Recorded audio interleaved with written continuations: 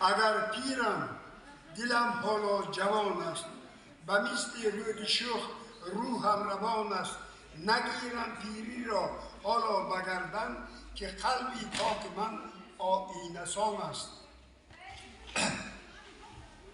در بین خلقهای تاجیک و ازبک و اینچنین دیگر خلقها صلح و امنیت و پیوندگری رشته های دوستی مستحکم باشد. یکی از مطلب های من همین است.